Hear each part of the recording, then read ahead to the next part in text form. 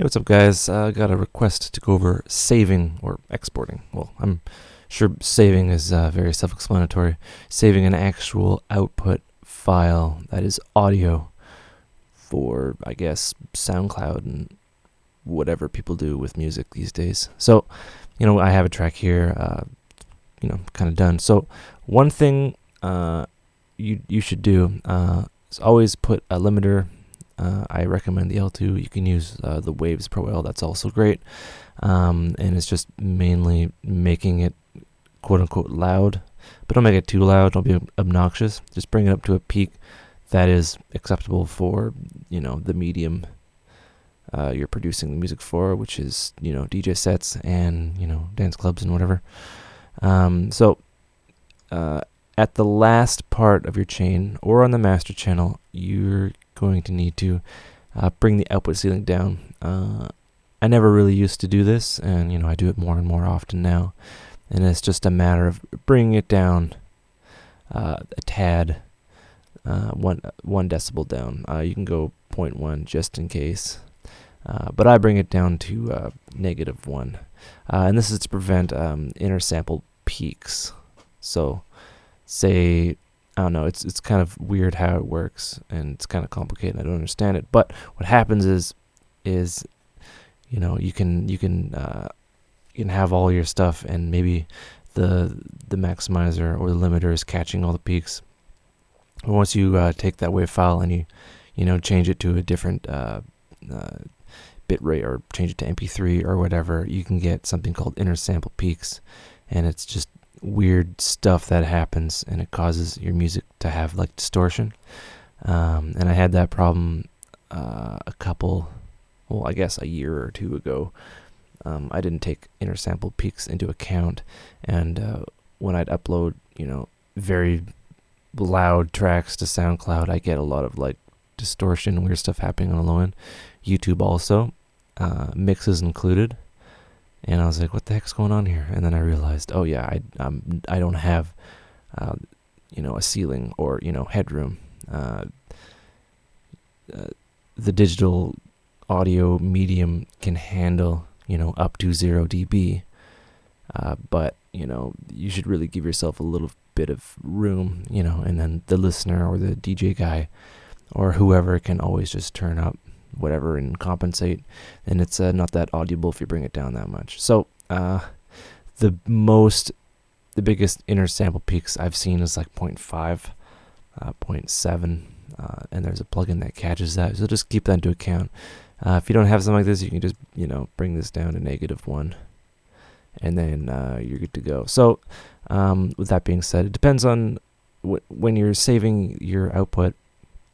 You want to save, maybe a section of your track or the whole thing. So we're going to save the whole thing. We have a crash at the end. So we'll wait for that to decay. We want to save the whole track, and that is decayed. So it stops decaying about here. So we're just going to select all that, and that is our master channel, right? And then we're going to go export audio and video. All right, so, hold on. So I have dithering enabled here, just in case, dealing with the amount of, samples I might not be, paying attention to. Some of them might be a different bit rate, different plugins might do other weird stuff. So generally, I'll leave this on. It doesn't matter if it's on or off. In like the bigger picture, and we're working in 16-bit and editing in 16-bit, but it's always a good idea just to have this on, just in case. It doesn't really add much. If you want to watch my previous video, you will discover that it's all not good, or not. I'm not gonna say it's not pointless, but it's pretty close. But it's it's good if you're going from a high bit rate down to low bit rate, or if you're using analog gear or getting it mastered. But that's not for you to worry about. So we have everything selected here. We're going to export video. render track, master. So that is the master channel. You can also do cool stuff like you can render out all your stems. Just go all tracks, and it'll render out everything, including your sends if you have any. And that way you can say, okay, I have all this, and I can do stuff with it later. But I go master, right? Normalize, I wouldn't do that. Normalize takes like the highest peak. It scans the entire track for the highest peak, and then it like leaves it at 0. I don't know what that's usually good for. Maybe it's for something else. It prevents clipping, but I don't know how accurate it is. Render as loop, that's for rendering as loop. So it takes the tail of reverb and then moves it to like the other side. If you're making like a sample pack or you're saving a loop, it's always a good idea to have that on. Convert to mono. You don't want to do that unless you are mixing a Buddy Holly record. So here's the file type. I would stick to wave because AIFF, they're both lossless and they're both the same. They're the same. It's just different kind of container format. Wave is more like supported, so I would stick to that. Hopefully there'll come a day when Ableton export FLAC, and the industry supports FLAC, which is again lossless but a compressed version, and it sounds just as good, and that's always fun. Sample rate.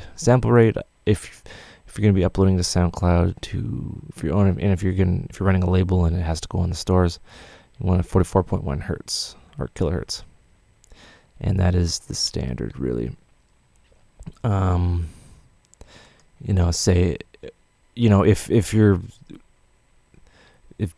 Jimi Hendrix was resurrected and you're recording his guitar, yes, by all means, increase the sample rate. If he's given like, I don't know. Anyway, usually you want to stay around there, but if you want super duper high quality, and it's very, very important, then I don't see the harm in doing this. But it is a little, when you have to, bounce it down. And we have oversampling and EQs and stuff now, which is also great, and it's a lot more efficient. Bit depth, obviously 16. You can go 24 if you pretend to be an audiophile and you have monster cables, but 16 generally where you want to stay. Some sound cards kind of mess up around there if you change these up, like most consumer grade things. If you're rendering wave 44.1 16 bits down to MP3, you'll get no problems. But if you have like a different arrangement of sample rates and bit rates, it could cause problems with the encoder. Is just keep that in mind. Usually it's not needed to change that. Dither options, of course, no dither because we're dithering in the L2. But if you don't have like a dithering plugin per se in your mastering chain at the last step, then yes, give dither a try. I believe R1 would be for softer material, R2 would be for somewhere in the middle, and R3 is for like more aggressive material, and it just prevents weird stuff from happening in theory. And basically what you'll do is you look down here, 1.1.1, so whatever, first bar to the 173rd.1 bar or whatever. So it's the beginning of this. So it's rendering this whole area, and you press OK. You can select your destination, and you render it out. And that was 10 minutes long, but hope I was articulate enough. All right, hope you learned stuff, and take care.